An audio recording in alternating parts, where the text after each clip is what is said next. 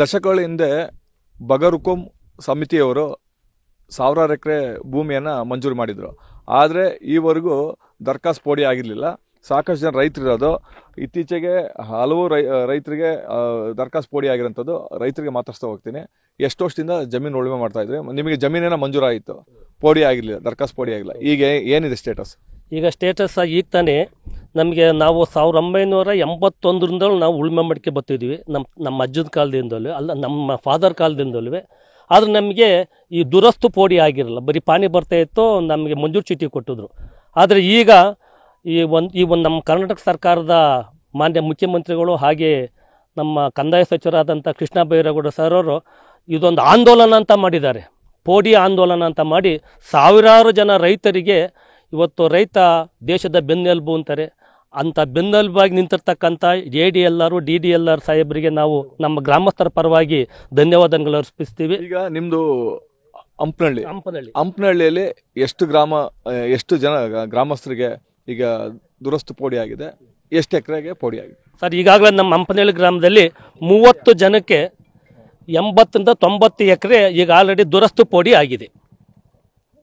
ನಮಗೆ ಈ ಒಂದು ದುರಸ್ತಿ ಪೋಡಿ ಕಾರ್ಯಕ್ಕೆ ನಮ್ಮ ಸುನಿಲ್ ಅಂತ ಸರ್ವೇರನ್ನು ನಿಯೋಜನೆ ಮಾಡಿದರು. ಅವರು ತುಂಬ ಉತ್ಸುಕರಾಗಿ ಯಾವುದೇ ತೊಂದರೆ ಇಲ್ದಂಗೆ, ಯಾರೊಂದಿಗೂ ದ್ವೇಷ ಇಲ್ದಂಗೆ ಎಲ್ಲರನ್ನ ಸಮಜಾಯಿಸಿಕೊಂಡು ನಮಗೀಗ ಸಿಂಗಲ್ ಪಾಣಿ ಆಗಿದೆ ಸರ್. ಅವ್ರಿಗೂ ಸಹ ನಾವು ಧನ್ಯವಾದಗಳು ಹೇಳ್ತೀವಿ ಸರ್. ನಿಮಗೇನು ಅನ್ಸುತ್ತೆ ಈ ರೀತಿ ಒಳ್ಳೆ ಕೆಲಸ ಆಗಿರೋದಕ್ಕೆ? ಈಗ ನಮಗೇನು ಅನಿಸುತ್ತೆ ಅಂದರೆ, ಈಗ ಬಡವರು ಸ್ವಲ್ಪ ಅವಿದ್ಯಾವಂತರು ಮುಂದೆ ಕಚೇರಿಗೆ ಹೋಗಿ ಏನು ಕೇಳಿ ಮಾಡಿಸೋಂಥ ಪರಿಸ್ಥಿತಿ ಇರಲಿಲ್ಲ. ಈಗ ಎಲ್ಲರಿಗೂ ಸೇರಿ ಅವಿದ್ಯಾವಂತರು, ಶ್ರೀಮಂತರು, ಬಡವರು ಯಾರೇ ಆಗಲಿ ₹1 ಖರ್ಚಿಲ್ದಂಗೆ ಸರ್ಕಾರ ನಮಗೆ ಪೋಡಿ ಮಾಡಿಕೊಟ್ಟೋದಕ್ಕೆ ನಾವು ಕೃಷ್ಣ ಬೈರೇಗೌಡರಿಗೆ ನಮ್ಮ ಗ್ರಾಮದ ಪರವಾಗಿ ತುಂಬ ಹೃದಯದ ಗೌರವವನ್ನು ಸಲ್ಲಿಸ್ತೀವಿ. ತಮ್ಮದು ಯಾವ ಊರು ಸ್ವಾಮಿ? ನಮ್ದು ಹಂಪನಹಳ್ಳಿ. ಈಗ ದುರಸ್ತಿ ಪೋಡಿ ಆಗಿದೆ, ಹೆಂಗನ್ಸುತ್ತೆ ನಿಮಗೆ? ಈಗ ಅನುಕೂಲ ಐತೆ ಅಂತ ರೈತರಿಗೆಲ್ಲ ಅನುಕೂಲ ಇದೆ. ನಮ್ಮಂಥವ್ರಿಗೆ ಆಸನಕವಾಗಿ ಬರೋಕ್ಕಾದ್ರಲ್ಲ, ವಯಸ್ಸಾದರೆಲ್ಲ ಈಗೆಲ್ಲ ಅನುಕೂಲ ಇದೆ. ತುಂಬ ಧನ್ಯವಾದಗಳು ಕೃಷ್ಣ ಬೈರೇಗೌಡರಿಗೆ. ನಿಮ್ದು ಯಾವ ಊರು? ನಮ್ದು ಹಂಪನಹಳ್ಳಿ.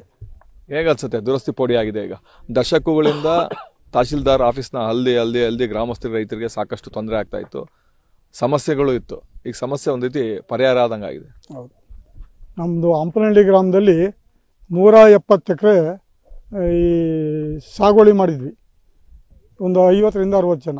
ಅದರಲ್ಲಿ ಇವಾಗ 30 ಜನಕ್ಕೆ 70 ಎಕರೆ ಜಾಗನ 30 ಜನಕ್ಕೆ ಮಂಜೂರು ಚೀಟಿ ಆಯಿತು. 40-50 ವರ್ಷಗಳ ಹಿಂದೆಯೇ 89ರಲ್ಲಿ ಸಾಗುವಳಿ ಮಂಜೂರು ಚೀಟಿ ಸಿಕ್ಕಿತ್ತು. ಅಲ್ಲಿಂದ ಇಲ್ಲಿವರೆಗೂ ಖಾತೆ ಮಾಡ್ಸೋಕ್ಕಾಗಿರಲಿಲ್ಲ, ಪಾಣಿ ಆಗಿರಲಿಲ್ಲ, ಸಿಂಗಲ್ ಪಾಣಿ ಬರ್ತಿರಲಿಲ್ಲ, ಸರ್ವೆ ಆಗಿರಲಿಲ್ಲ, sketch, plan, form number 1 to 5ವರೆಗೂ ಆಗಿರಲಿಲ್ಲ. ತುಂಬ ಕೆಲಸಗಳಿದ್ವಿ. ಎಲ್ಲರೂ ಬಸ್ ಚಾರ್ಜ್ ಖರ್ಚು ಮಾಡ್ಕೊಂಡು ಕಚೇರಿ ಅಲೆಬೇಕಿತ್ತು. ತುಂಬ ವರ್ಷಗಳ ಕಾಲ ಅಲ್ದಿದ್ರು. ಅದೆಲ್ಲ ಇವಾಗ ಸರ್ಕಾರ ಒಂದು ಕಾನೂನು ಜಾರಿ ತಂದಿರೋದ್ರಿಂದ ಕರ್ನಾಟಕ ಸರ್ಕಾರಕ್ಕೆ ನಾವು ತುಂಬ ಹೃದಯದ ಧನ್ಯವಾದಗಳನ್ನು ಅರ್ಪಿಸಬೇಕಾಗತ್ತೆ. ಕರ್ನಾಟಕ ರಾಜ್ಯ ಸರ್ಕಾರದ ಮಾನ್ಯ ಮುಖ್ಯಮಂತ್ರಿಗಳಾದಂಥ ಸಿದ್ದರಾಮಯ್ಯನವರು, ಅವರ ಸಚಿವ ಸಂಪುಟ ಮತ್ತು ನಮ್ಮ ಕಂದಾಯ ಸಚಿವರಾದಂಥ ಶ್ರೀ ಕೃಷ್ಣ ಬೈರೇಗೌಡರು, ನಮಗೆ ಹಿಂದೆನೂ ಸಹ ಅವರು ಕೃಷ್ಣ ಬೈರೇಗೌಡರು ನಮ್ಮ ಊರಿಗೆ ಭೇಟಿ ನೀಡಿದರು.